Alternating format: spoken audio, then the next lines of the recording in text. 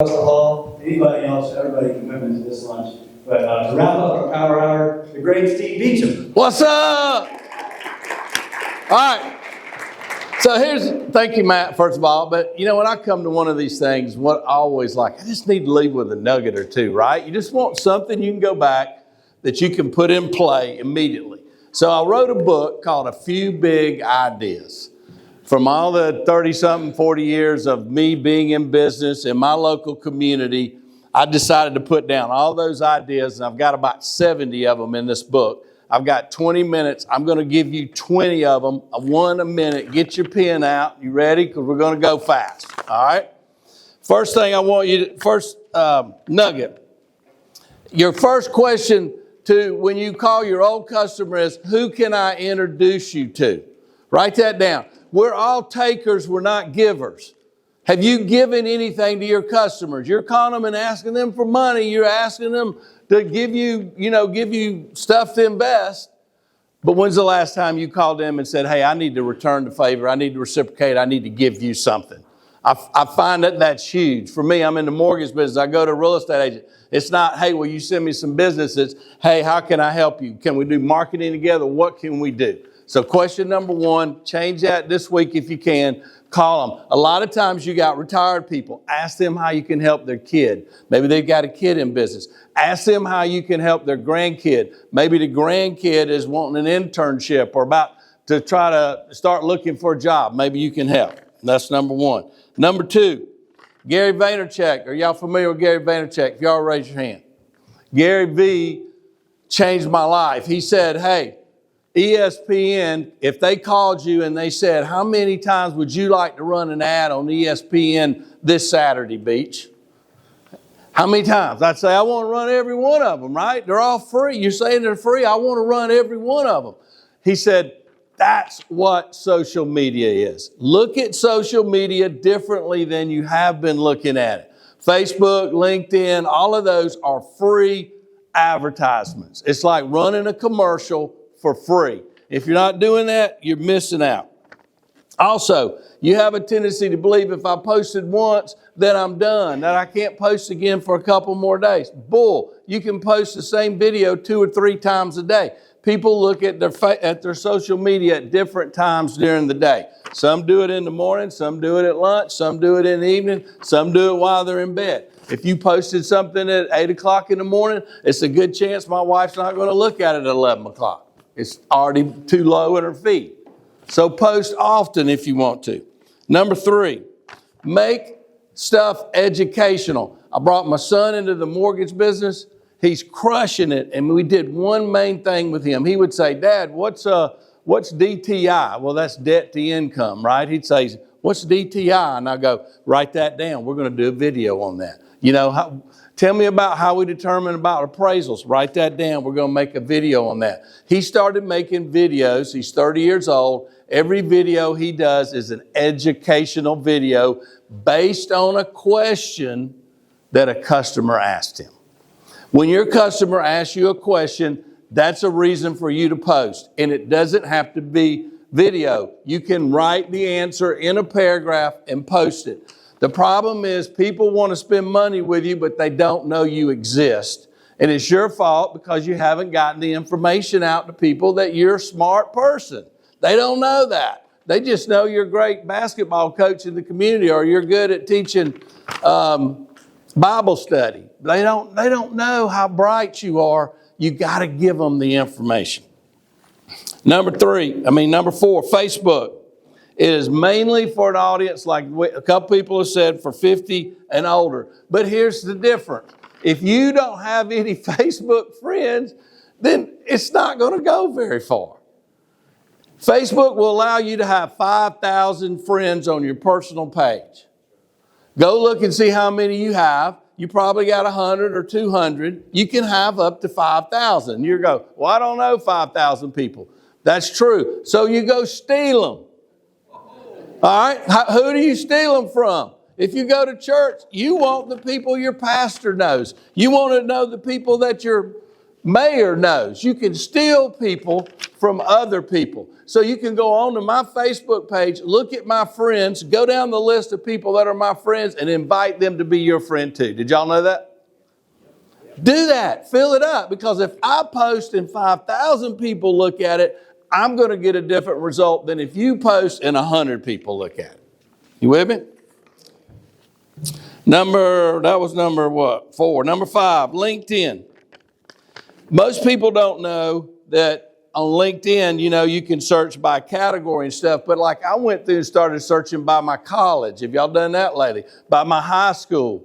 You don't really want a lot of people in your same profession, but you can search for CPAs. You can search for people that live in a certain town. It's fantastic, but you got to start adding more people to your LinkedIn. Once I realized that I was over the fact that if somebody called me and goes, "Hey man, I see your LinkedIn to Jimmy and I need to talk to Jimmy."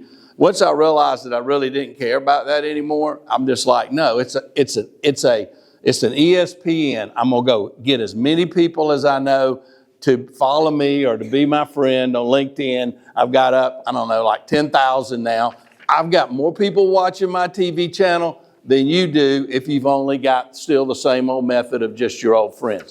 Jack that number up on LinkedIn. Number 6, Instagram. What a lot of people don't think about is the moms are on Instagram. The kids are on Instagram and the moms are following the kids on Instagram. If you want moms as customers, this is a great place to go. Instagram is awesome about what you're doing in the community. I know an agent in my community who's got 10, 15,000 followers. I said, "How did you get that?" She said, every time I go in a house or every time I see something in a magazine and I think that fireplace looks cool, I post it. And so you can do the same sort of thing. It doesn't necessarily have to be about financial stuff. It can be about things that you're doing in your life. People are interested in what you're doing personally. It's really important.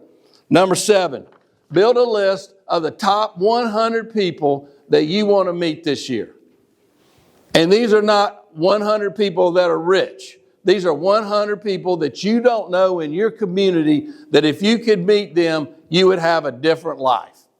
And I started thinking about this one day when I thought, my wife knows my kid's teacher, but I don't. My wife knows the school principal, but I don't. I don't know my fire chief. I don't know my police chief. I drive by this guy's business every day, and there used to be 10 cars out front. Now there's 50 cars out front. Something's going on in there. I need to know what's going on. This guy's rocking. I pulled in one day and I knocked on his door. I said, "Man, I just want to know what's going on. Tell me the story." I said, "I'm a guy that I'm in the mortgage business and I know a lot of people, and maybe I can send some customers your way." He sits me down. We have a cup of coffee. Now we're best buddies. I got him in the Rotary Club. Make a list of 100 people that you want to meet in your community this year. This is powerful stuff, and it has nothing to do with about if they're a potential customer. You just need to increase the amount of people that know you. And the more people that know you, the more people that can talk about you, the more people that will refer others to you. Number 8, hometown monopoly. I came up with this idea. I was working with a bank. If y'all can believe this, a bank called me and goes, "Hey, we've got these branch managers, and none of them are really going out into the community." And I'm like, "What?" I thought that's what they did. Well, I don't know if you've looked at banking lately, but most people aren't going out into the community anymore. They're sitting there at their little branch waiting on somebody to come in and do an equity line or open a checking account. He said, "I got to get them back out." So I created this game for them called Hometown Monopoly. We go to Google. We take a piece of town near where they are. Let's just say you've got a normal town and there's a crossroads. And we take a map picture of that, and we blow it up to where you can see the buildings. And I said, your job is to meet everybody that owns every one of those buildings. Then your next job is to know everybody that's in those buildings that owns a business. So one guy may own the building and there may be 6 different businesses in the building, right? And once you mark off a section, so say maybe this quadrant, and once you know everybody in that, you pass go, you pay yourself $200 and you buy you and your wife a nice dinner because you went out and met those people. It's a good way to figure out how to go meet different people in your community, because the truth of the matter is, if they own a business or if they own a building, they're probably a good customer for you. Hometown monopoly. Number 9, join more groups.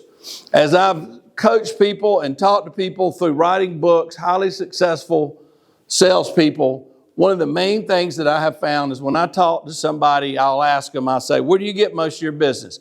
Almost everybody in here is probably the same. You got one place that you spend a lot of time and you get a lot of business from that. It might be my church. It might be youth sports. It might be the Rotary Club. And that's where you get a lot of business because that's where you're spending your time. Well, what I found out is highly successful people are spending more times in more groups. One of my favorite examples is my friend Trummy Patrick, one of the top State Farm agents in the country. And I sit down with Trummy, I'm like, Trummy, what are you involved in? He's like, well, I teach Sunday school. I'm a deacon at the church. I'm involved with my fraternity from Georgia. I'm on the board at the University of Georgia. I'm in the Rotary Club. I'm on the Rotary Club board. I'm on the chamber. I'm in the chamber. And then he tells me he's the head of Department of Driver Services, which is where you go get your license. That was the best thing he told me because I cut the line after that. But anyway, I like 8 or 10 things, right? Use my son as an example again. My son comes into business. He's involved in maybe a church and a Bible study. And I say, go get into more groups. He's in about 7 or 8 groups. His business has grown dramatically because he's touching more people by going to those groups. The next number is whatever. Go to small groups within the big group. So whenever think about church, you walk in, let's say you moved to town, you moved to Nashville, and you see the First Baptist Church, and you say, that's where I'm going to go, and you walk in there Sunday morning, and you sit down. Well, somebody there, an usher or somebody there, sees that you're different, that you're a visitor, right?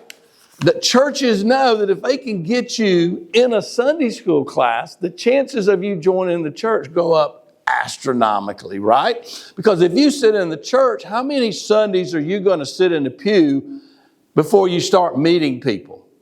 A lot. But if I get you in a Sunday school class in a smaller group, then you're with a smaller group of people, you interact differently, and now it becomes part of your group. So if you join a chamber, you join a Rotary, you get on any organization you get in, immediately try to get yourself into a smaller group of the big group. Maybe you help with a golf tournament or something like that. The quicker you get to a small group, the faster you'll get to know people in that group. Number 11, politics. Blew me away. Best thing I've ever done. Local politics. A buddy of mine says, I want to run for mayor. They were starting a new town in my area. He says, I want to run for mayor. I said, all right, he's a friend of mine. I'm going to help him. If you think about city politics, it's usually not partisan, right? I don't know how, that's the way it is around my area. It's not partisan. So you've got a friend that's running for political office. Think about how influential that is. First of all, if you're running for office, there's 2 things you need to do. Number 1 is you need to raise money. Number 2 is you need to meet as many people as you can in town. You got to shake some hands and kiss some babies, right? So I go with my buddy Joe, and he's like, man, I got to go to this neighborhood. Well, I'm walking neighborhoods with him. I'm meeting people I didn't even know. Or we'd knock on the door, and I'd done the guy's loan and didn't know that was where his house was. It was fantastic. So every Saturday, we walked neighborhoods. It was great for me on my business. Then I had an excuse to have a party for somebody. So now I'm calling all my friends, hey, I want you to come meet Joe. And so I'd have a neighborhood party for Joe. And now I do that for all the candidates that I like that are running for office. It's a fantastic way to meet people that got money because the politicians know the people in town that have money. And when there's another party at somebody else's house, you get the invite to go and you get to meet local rich people. Visiting. One day I was thinking about, there was this pastor, one of the top pastors in Atlanta, and I was trying to figure out how I could get him on this board of this organization I was on. And I ran into him in the hall at the school. His kids and my kids went to the same school. And I ran into him at the hall, and we were talking. And I said, Andy, do you remember when the old days when you would just like on Sunday after church, you'd go visit people? He goes, oh, yeah, man, I miss that. I said, me too. I said, maybe one day I'll just drop by and visit you. And he said, man, I'd love it if you come by and visit. And I go, all right, now I got my excuse. So I told my wife, she's like, don't you go. And I'm like, no, I'm going. A month later, I go by his house and I pull up and I drive up in his driveway and I knock on the door and I said, Andy Beach. He said, Beach. I said, I'm here to visit. I said, you got time? He said, yeah, let's pull up a rocking chair.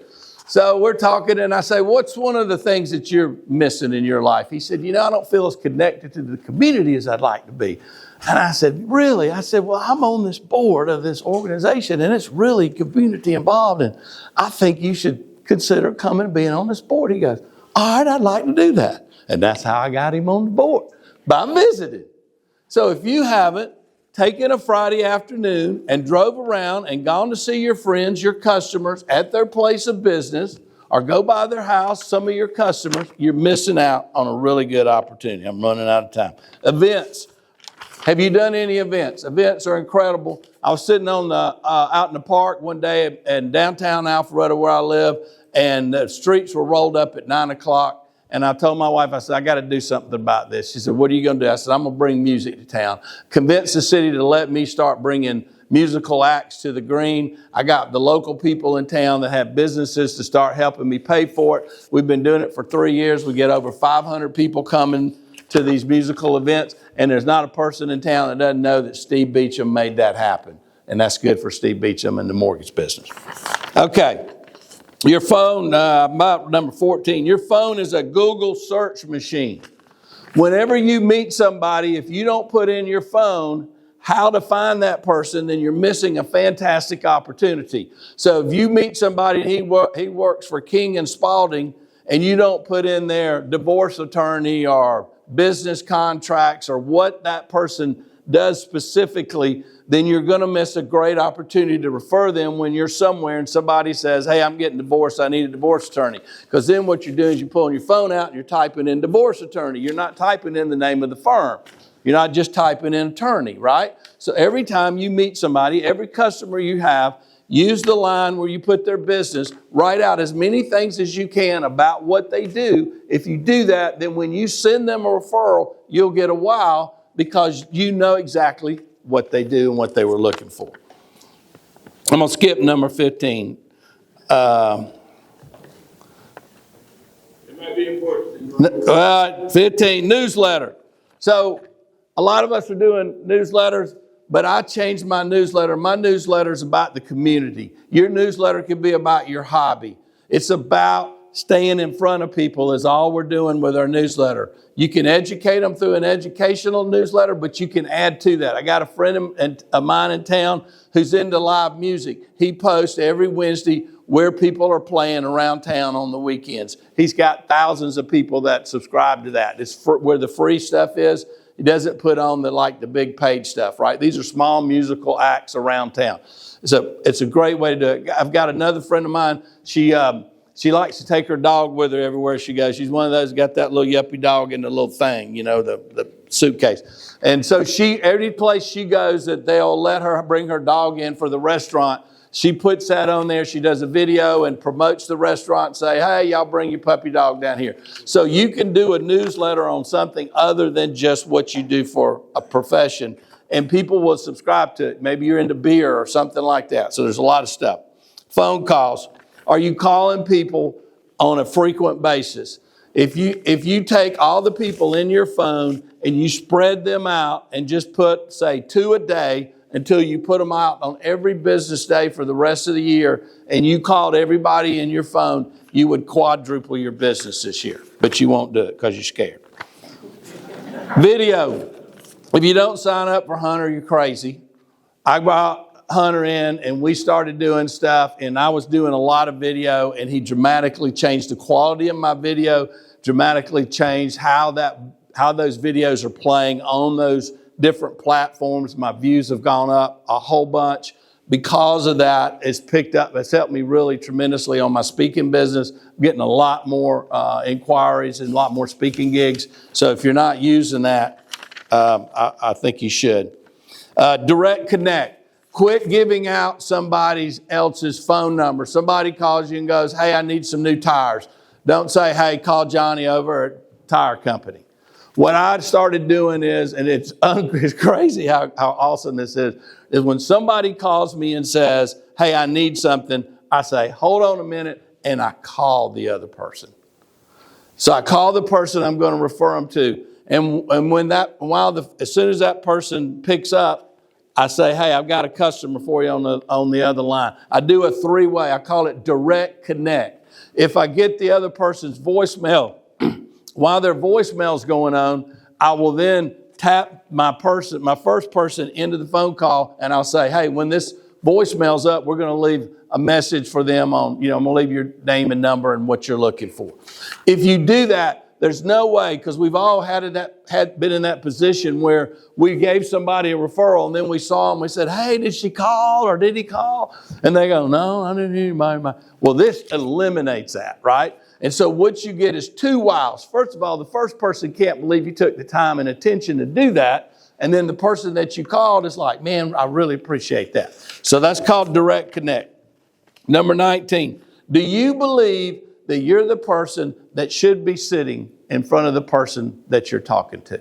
You have to believe that you're the person to be there. Not that you have the most knowledge, but you have to believe that you care about that person. You have to believe that that person is in a great spot to have you there, because if you believe in yourself, then you'll help that customer do the right thing. So do you believe?